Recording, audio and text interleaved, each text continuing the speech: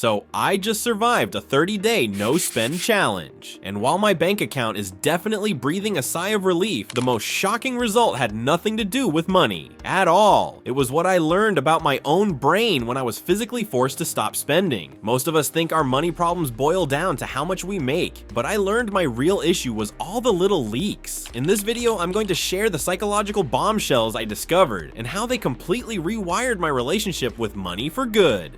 The before problem. Before this whole experiment, my finances felt like a leaky bucket. Seriously, I had a decent job and was making what I considered good money, but every single month I'd stare at my bank account asking the same question: where did it all go? It wasn't like I was making huge flashy purchases. It was death by 1,000 cuts. You know the drill. The $5 coffee here, the $20 lunch delivery there, the "ooh, it's on sale" sweater I'd discover while scrolling on my phone at midnight. I was a classic emotional spender. Stressed out, I'd buy something to feel a tiny bit better. Bored, I'd browse online stores for a quick hit of excitement. Each little purchase was a mini dopamine hit that provided a temporary fix but left me feeling hollow and anxious later. I was stuck on a hamster wheel, earning money just to spend it on things that didn't actually add any real value to my life. My initial goal for this challenge was simple: save money. I wanted to plug the leaks and finally see a surplus. I had absolutely no idea that the money would end up being the least interesting part of the whole thing.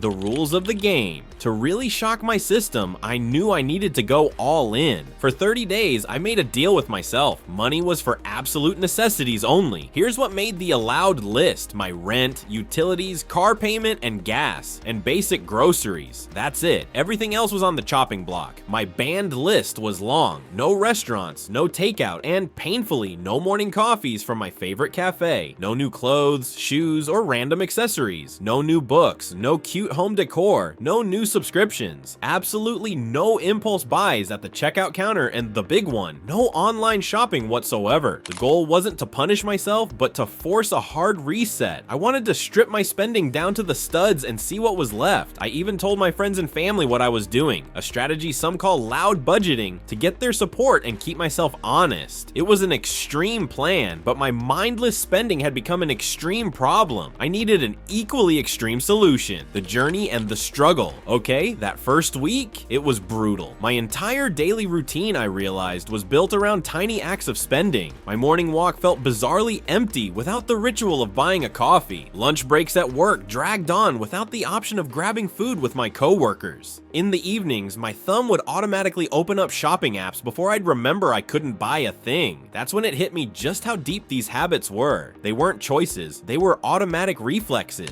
Temptation was literally everywhere. My inbox was a battlefield of 50% off and flash sale alerts. Walking past a bakery felt like a personal test of my willpower, so I had to build a defense system. I unsubscribed from every single retail email list. I deleted all shopping apps from my phone. I started packing my lunch and brewing coffee at home, which felt like a chore at first, but slowly started to feel like a power move. Instead of shopping, I had to find new ways to fill my time and, frankly, manage my feelings. I started making more creative meals with the groceries I had, turning a necessity into a fun challenge. I rediscovered my local library and the absolute magic of borrowing books for free. I went on hikes and explored parks in my own city I'd never bothered to visit. Instead of pricey dinners with friends, we started doing potlucks or just hanging out. I was forced to get creative, and that's when a switch flipped. The challenge stopped feeling like a punishment and started to feel like an opportunity. I wasn't just surviving without spending, I was finding a new, better way to live. And by the way, if any of this is hitting home, that feeling of being trapped in a spend and regret cycle, you should definitely consider subscribing. I'm going to be sharing a lot more about the specific systems I've built into my life since this challenge ended. 3 surprising results. Alright, this is the moment you've been waiting for, the results. And while the financial part is great, the real prize was the total mindset shift. Here are the 3 most surprising things I learned. Result number 1, the expected but still awesome financial win. Let's get the obvious one out of the way first. The money. My goal was to save, and the challenge delivered. Big time. I decided to track all the purchases I didn't make. Every time I said no to takeout or a coffee, I jotted it down. At the end of the 30 days, I did the math. By not eating out, I saved $450. By skipping my daily coffee, I saved $120. And by resisting counting all the random clothes, books, and other online temptations, I saved another $580. In total, in just 30 days, I saved $1,150. Seeing that number was staggering. It was more than I'd ever managed to save in a single month before. This was the money that had been vanishing into the leaky bucket, spent on tiny things I barely even remembered. For the first time, I had cold hard proof that my problem wasn't my income, it was my habits. The financial win was the goal, but it turned out to be just the beginning. Result number 2, the unexpected, I found my spending triggers. This challenge was like holding up a giant mirror to my emotions. By taking away spending, I took away my go-to coping mechanism. I actually had to feel my feelings. One Tuesday, after a crazy stressful day at work, my first impulse was to order my favorite comfort food. When I realized I couldn't, a wave of pure frustration hit me, but I had to just sit with it, and in that moment I realized I didn't actually want the food. I wanted relief. I was using spending to self-soothe. Another night, I found myself scrolling through online stores just because I was bored. I wasn't looking for anything, I was just chasing the little thrill of the hunt. The challenge forced me to see these patterns clearly. My main spending triggers were stress, boredom, and a craving for something new. Spending wasn't a logical decision, it was a psychological reaction to an emotional need. That realization changed everything. I wasn't trying to fix a money problem anymore. I was learning to deal with the feelings that led to spending in the first place. Result number 3, the truly surprising, I redefined joy. This was the biggest one. The real trophy from this whole experiment. We're constantly told that happiness is for sale. A new outfit will make you confident. A new gadget will make life easier. A fancy dinner will make the night special. For 30 days, I was cut off from that version of joy, and I had to find it somewhere else. And you know what? I did. I found it in the taste of coffee I brewed myself. Just how I like it. I found it in a long, uninterrupted conversation with a friend on a walk. I found it in the satisfaction of finishing a library book and cooking a fantastic meal from scratch. These things didn't just save me money, they gave me back my time and my attention. I wasn't losing my evenings to mindless scrolling or my weekends to crowded malls. I was creating, connecting, and just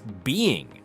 I realized my spending wasn't just costing me money, it was costing me my time and my peace of mind. The endless cycle of wanting, buying, and managing stuff was exhausting. Stepping off that treadmill gave me a sense of contentment that no purchase ever has. I learned that abundance isn't about having more things, it's about needing less. That was the real transformation, the after and lasting takeaways. So what now? Did I just go on a massive shopping spree on day 31? Nope. This challenge seriously rewired my brain. The first thing I did was re-examine what I considered essential. It turns out most of my needs were just well-disguised wants. I've kept a few new rules. First, I have a 24-hour waiting period for any non-essential purchase. If I still want it a day later, I'll think about it. Most of the time, the impulse is gone. Second, I automated my savings. That $1,150 I saved, a similar amount now gets transferred to savings automatically each month before I can even touch it. I still love going out for a meal with friends or buying a new sweater, but now it feels like a deliberate choice, not a mindless reflex. The point isn't to never spend money again, it's to make sure every dollar I spend aligns with my values and what actually brings me joy. I'm no longer just a passive consumer watching my money slip away. I'm in the driver's seat, and that feeling of control is worth more than any impulse buy ever was. At the end of the day, saving over $1,000 was incredible, but the biggest win wasn't financial, it was the clarity and control I got back. The challenge proved that I don't need a bigger paycheck to be financially healthy. I just need to be more aware. Saving money isn't about deprivation, it's about awareness. If you feel stuck in a similar loop, I honestly can't recommend trying this enough. You don't have to commit to a full month. Try a no-spend week, or even just a weekend. The goal is to just press pause, interrupt the old patterns, and see what you find. I'd love to hear from you. Have you ever tried a no-spend challenge? And be honest, what's the one thing you think would be the absolute hardest to give up? Let me know in the comments below. Thanks for watching, and I'll see you in the next one.